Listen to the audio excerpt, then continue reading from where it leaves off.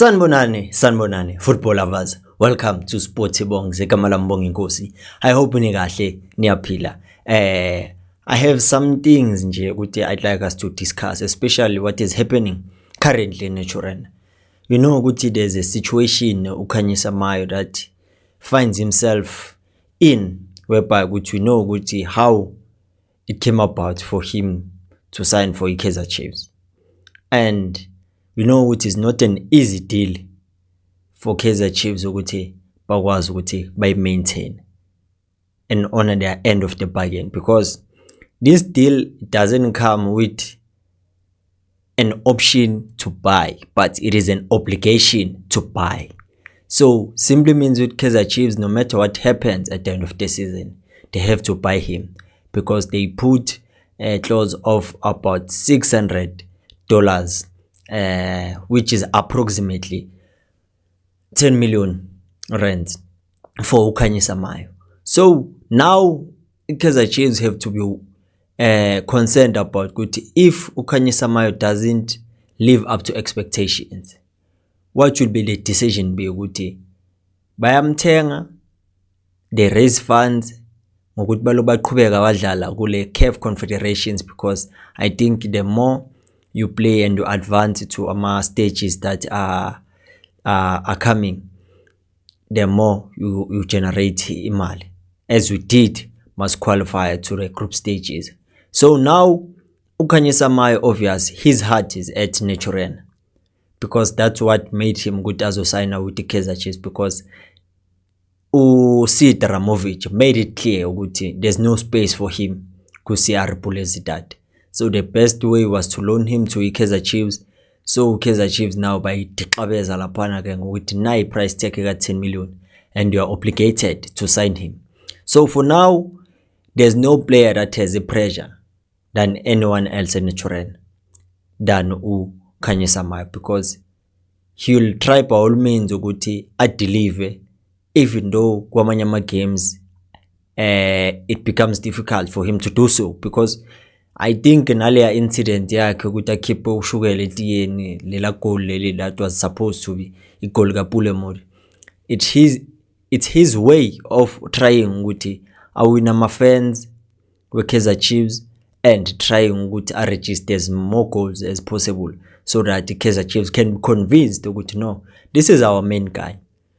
Because now the only way, if it happens ukuthi a season yaphela and it didn't offer Kaizer Chiefs something that they can say it is concrete for them to sign him on a permanent deal, kuzoba difficult, because kushukuthi if it happens is that but magabuyi, it becomes easy for Kaizer Chiefs. But if it's not, simply means to Kaizer Chiefs manje they are in a situation whereby ukuthi mele bamsign bathanda bangathandi, because now we are seeing ukuthi okay, ubanjwe hamstring injury, makabuya we have to hope ukuthi is going to perform up until the season yophela, so that the Kaizer Chiefs nabo will see ukuthi okay, we can sign him, because now in the picture there's uGospower Ighodaro, there's Flavio Silva who is doing good as a super sub. But now for Kaizer Chiefs it becomes difficult ukuthi now we understand the situation, because now Mayo will try by all means ukuthi please Kaizer Chiefs management ukuthi I'll register this amount of goals, because we are not sure ukuthi in details how the contract was drafted in order for them ukuthi bakwazi ukuthi ba trigger that obligation, because we know very well ukuthi he's as good as a permanent Kaizer Chiefs player. So kukuthi nje the only thing left is the formality ukuthi basitshela ukuthi sekunjalo makuphela season. So now my concern is there are players like Abowandile Duba, players like Ashley Dupreez. Those players have been doing good, but now it seems like things are not good for them, because Ashley Dupreez is one player beka breadwinner yethu as a Kaizer Chiefs, but now it seems like his team siyaphela and the confidence yakhe is very low.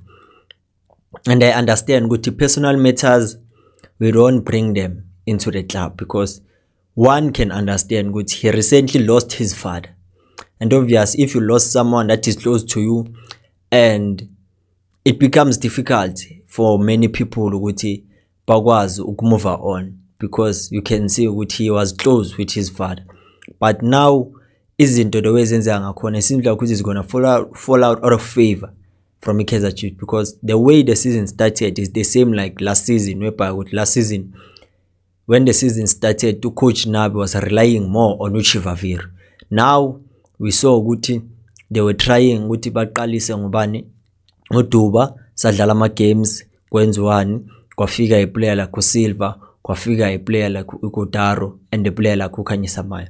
But now bona, whenever people are complimenting everything that is good, igama lika Dupreez negama lika Duba liyaphuma emlonyeni wama supporters, because so far they haven't done anything. So this is a concern, because uDupreez we know ukuthi unama qualities anjani, and manje kunanamanye ama players that can offer what uDupreez can offer. And now imbeka ku situation whereby ukuthi his fate now is undecided, because last season and the season back, I think there were offers made for him with ahambe udlala ePortugal, but it didn't happen. But now Kaizer Chiefs that have a lot of depth, whereby ukuthi now if ever you are not doing good, there's someone waiting in line to take that position and make sure ukuthi delivers. So for players like that, psychologically, I think dingeka ukuthi kuhlaliswane nje phansi and then decide ukuthi what can happen, how can they help them, because we have a psychologist, I think ubani Helni Mkhohliwe, but he used to be a psychologist lena amabhokobhoko, or Helen. So it simply means ukuthi now we have to understand ukuthi our players are not robots, they are not machines, but we have to understand also ukuthi the team does need to perform in order for you ukuthi uzoba nesport, because now it's even difficult for them to make it from the bench, because Kotaro is making sure ukuthi he's playing the kind of football that will allow our teammates to benefit up until he gets an opportunity to score. Usilva is a super sub, but you cannot roll off Uduba, not Dupreez yet. But for now, they are currently off because they are not on their best form. But if you have a player uzobuya from injury, simply means he has to earn his way back to the starting 11, because Zomela Penjo Ikotaro, okay, let's not count to Flavio Silva, because Silva we know very well good. Now Sekbonagel, which is good when it comes as a sub, he's a super sub, but I don't think the coaches will rely on that most of the time, because there will be games whereby which is going to be started, because Gensis Kukuni started and he did score, but the other games he came as a sub and he was scoring. So the coaches obviously will have to try different variations when it comes to attack, because I saw a different variation in how we scored, especially the goals versus AS Simba and that goal versus Devon City, whereby we profited from our square balls. So it simply means kuti maubala lao ma goals the way we scored them. Dupreez umbala out, Uduba umbala out, because they're not that good aerial. Even though Uduba last season scored with his head against Stellenbosch when we won 2-1. But now their situation is very tricky. It's very tricky. I don't know Guti. How do you think of this situation? Because it depth, it is good, but when it comes to these situations, that's where everything becomes difficult for everyone. But it is a good thing to know Guti. Now I have to improve myself, especially for a player like Dupreez. He knows Guti Uma 1v1. That's his worst enemy. That's his challenge. You are hluleka ukudila ngama 1v1s most of the time. He can miss ama 1v1s and score difficult goals. Same with Uduba. Uduba is difficult to understand ukuthi ama strengths wakhe amaphi, because he's aggressive, he's got speed, and he's clinical when he gets an opportunity. But so far this season akakawathola ama opportunity. And the last season, one thing I enjoyed from him, I enjoyed watching him playing as a winger compared to a striker, because as a winger you are not limited, you have a lot of space. It's either you take on defenders, you carry inside, you score, but as a striker you are always restricted because you know what there's defense behind you. That obvious will make it difficult, because if you don't have a support, if you are not skillful go to dribble a pass, that's why it will be difficult, because at least Igodare has a plan ukuthi akwazi ukudribble past, but for Utuba it is difficult. It is difficult. So I don't know what do you think about that. Let's move to indaba Carling All Stars leader board. We know ukuthi currently Kaizer Chiefs have 4 players there. It's Brendan Peterson, Fundo Vilakazi, Thulani Mabaso, and Donaldo Hlongwane. And this competition, I think it was designed ukuthi izogaya ama-players platform, especially players, most of the players that are coming from DTC. You see a player like Kujabulani Mokone, since the first edition, he was there. This is the 3rd edition, he's also there. So it simply means ukuthi he's growing in that competition. The experience uzokwazi uexplainela ama-Grootman abathi ukuthi no bafethu la senza izinto kanje, because mina ngibe so. Naleli Hlongwane ubuya kwesi-2, Mabaso, I'm not sure ngathi nayo ubuya kwesi-2, but I'm not certain about that. And then ke Umfundo Vilakazi, obviously fans favorite bazomvotela, but other fans voiced out this opinion ukuthi how about ukuthi omit our players from these Carling All Stars, because we have a tight schedule and we want to avoid getting injuries unnecessary. So but now we have to understand ukuthi it's only 2 that are regulars there. It's Umfundo Vilakazi and Brendan Peterson, because also Mayo was there, but amavoti aqiniswa amkhahlela wangena uThegofatu Mabasa. So manje ke I don't know ukuthi yona it does make sense, but why sekumanje iChiefs kuba yiye noticeayo ukuthi this tournament kanje, because last season other teams were playing in the same competition because bebanganandaba nokuthi wenzakalani. But what was important was to honor that ukuthi ama-fans akuvotela because akuthanda.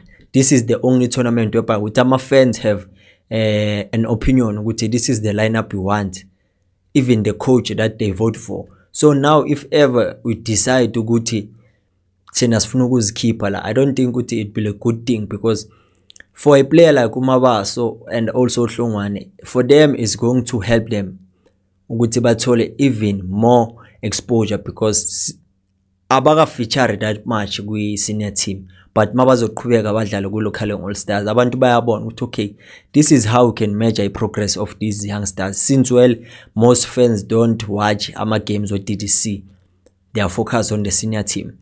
But it's not only about that, it's all about kuti ama sponsors, it's all about kuti what can these players win, especially for a player like Umfundo Vilakazi. Now uyabuya kule tournament, I think kuzoba i-season yakhe yes-2. So it simply means ukuthi it's all about that, ukuthi ibagaya that chance ukuthi bakwazi ukuthi benzeni bathole i-game time badlala regular, because we know very well ukuthi amanye ama-opportunities are very rare. That's why uthola nama-players that are known avotelwa, because it's all about the exposure. That thing helps you good. Okay, ngwazile ukudlala noMarcelo Alende, ngidlalile noSihle Ndule, ama-Grootman. If you are playing the same position, this is what I can learn, this is what I can teach them, because each one teach one.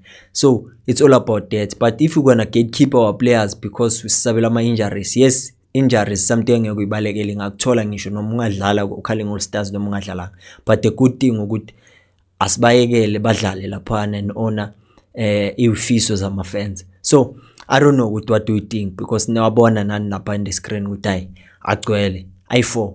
I think in the Sundowns, if not mistaken, there are 3 players or 4. Ne Pirates nabo same, it's I think by 4. So it simply means ukuthi ama-fans, they know their players. And one thing about the Carling All Stars, so far since yabakhona ayikaze yadliwa ku-final.